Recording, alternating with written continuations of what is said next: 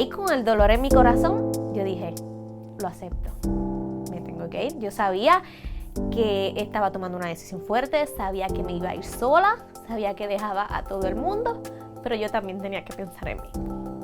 Yo también tenía que salirme de lo que era mi zona de confort por la gente que me rodeaba, ¿me entiendes?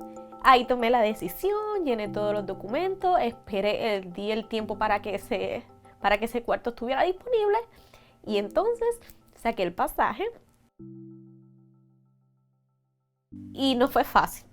Estaba sola, soy una chica en la que terminé sus estudios, solamente quiere crecer profesional y personalmente. Y no sabía cómo lo iba a hacer, pero lo iba a hacer. Ya cuando yo había llegado, empecé, pues, no tenía carro ni nada, empecé a caminar, a buscar el sitio, llego aquí, en donde me dan una orientación, conozco ahí a Rosa, que yo donde cualquier sitio que voy digo que ese es mi ángel, porque esa fue durante los meses que no estuve trabajando, que estuve esperando una buena oportunidad. Esa fue mi backup. Yo venía aquí semanalmente, bajo tormenta de nieve, bajo lo que fuera, pero venía caminando, me reunía con ella, practicaba mi inglés, ella buscaba una persona para que me hiciera entrevistas para practicar inglés, arreglamos el resumen, hasta que por fin, un día se nos dio la oportunidad para yo hacer una entrevista, en donde ahora mismo estoy trabajando, que es Victory Home Health Care. Yo les pido que por favor vamos a parar un momento, porque tenemos un torbellino de emociones. Y si no paramos y pensamos qué es lo que yo necesito en este momento y qué yo como consejera puedo hacer para ayudarlos a ellos y qué servicios están disponibles para que yo los pueda dirigir. Y les dejo saber a ellos siempre, no tengo todas las contestaciones, porque me gusta que ellos vean una persona que también es humana, no porque yo estoy aquí sentado lo sé todo. Yo busco ayuda, a mí no me da vergüenza pedir ayuda a todo el mundo. Trato de conectarlos con experiencias pasadas que yo he tenido y dejarles saber, mucha gente se sienta ahí y no tiene A, B, C, D, no tienen dinero, no tienen para pagar apartamentos, y poco a poco vamos a crear un plan y vamos a llegar.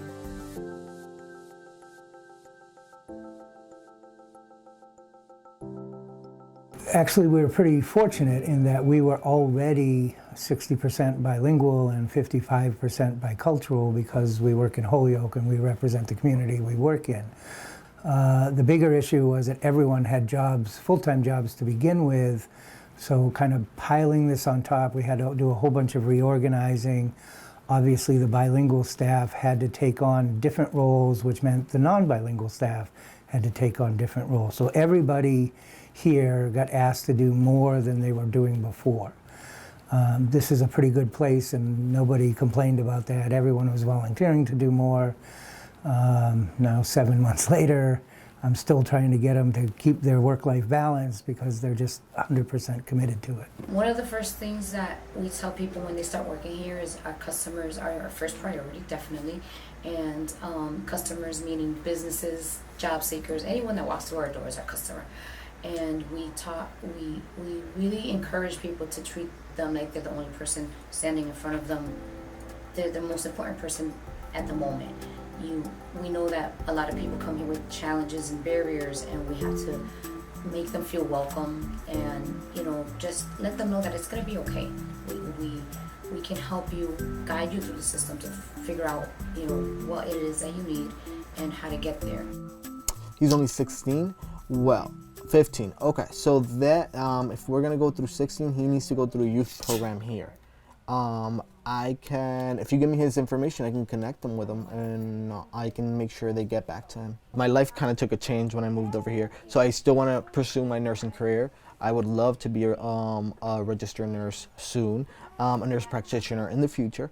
But overall, this field has been something I've been passionate about. I told Betty about this a million times, and she said, "Why did you become a nurse?" But she showed me that I can do both, and just decide throughout. Because like they say, when you get into college, this is not something if you love to do a certain type of job, you should just pursue it. And I'm just still on the fence about that. I still want to become a nurse. I still want to help people out.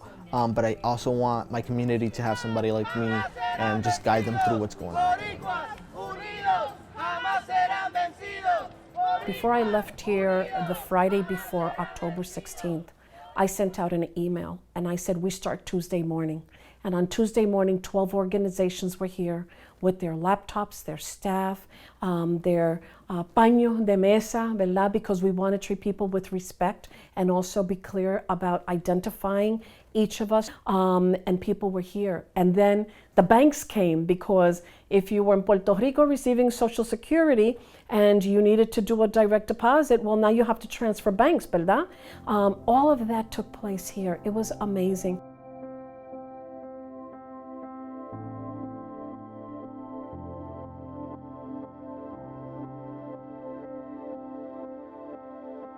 We had anticipated that there would be an uptick of arrivals coming to Holyoke even before we saw some of the first people arrive. Betty and I had a few conversations, and this was right around the time that they became a family resource center for the Commonwealth. And to Betty's credit, we had a good conversation about, she wanted to convene some folks, but she knew that it would really take leadership from this office and for me to be able to convene all of our city partners and emphasize the importance of bringing everyone together to prepare for the migration of folks coming to Holyoke.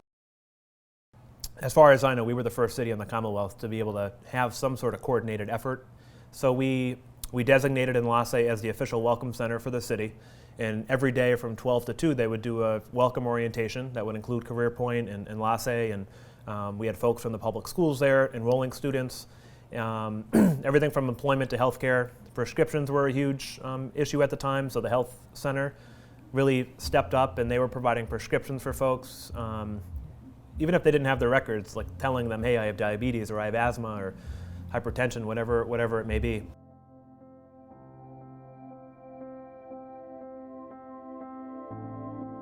Some of the little things we can do and the bigger things we can do are all rooted in that vision of how we can make this transition as safe, comfortable, and sort of successful as possible for individuals and families that are coming here. These families come with children or youth themselves and got involved with what the Holyoke Public Schools were looking at doing.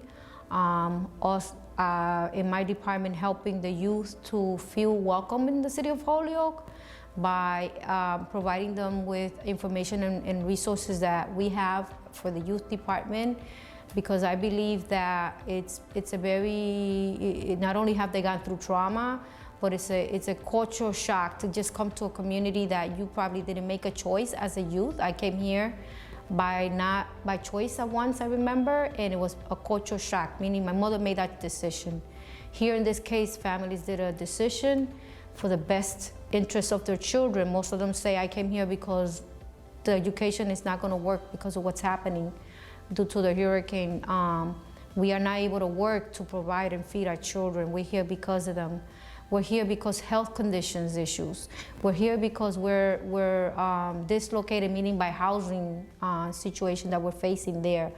And I felt that supporting these youth, the families will feel comfortable to understand this may be my place to stay or maybe temporarily.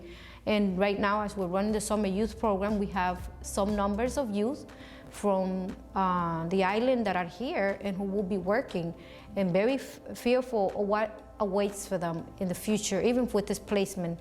But they're receiving 100% support from all of us in a sense of making them feel comfortable, working in an organization that it could be bilingual, working with organizations that could be at least someone who's going to mentor them, and it's going to help them move forward so they're not left behind or they're not left like I'm not going to have no type of support. This is an extraordinary place with extraordinary people, and I'm fortunate that we got this opportunity. I wish it didn't come with such pain and cost, but I'm glad it landed here, and I'm glad we got to be a part of the answer. We're never the answer to anything, but we're part of the answer to everything.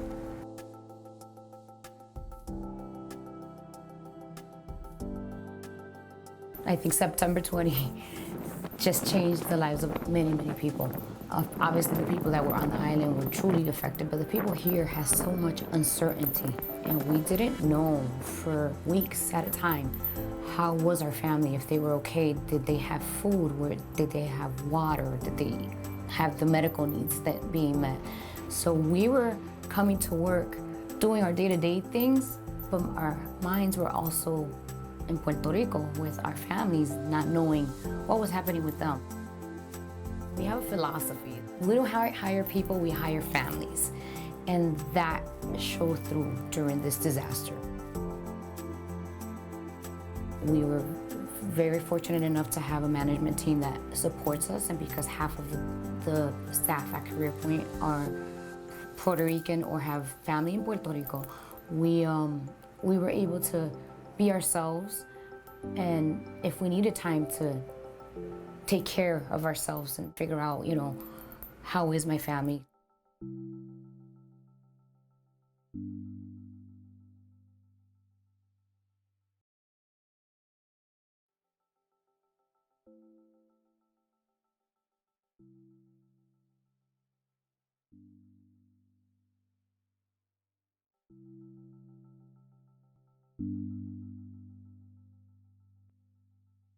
Julio me abrió las puertas, me ayuda a conseguir mi primer empleo, he conocido gente, te puedo decir que sí, que me siento bien, me siento esperanzada y me siento feliz. Y sé que a lo mejor en un momento dado de desesperación, de soledad, pensé si realmente yo había hecho lo correcto. Y ahora que, como quien dice, estoy más encaminada, te puedo decir con esa actitud que sí, que el proceso no ha sido fácil, pero que voy por buen camino.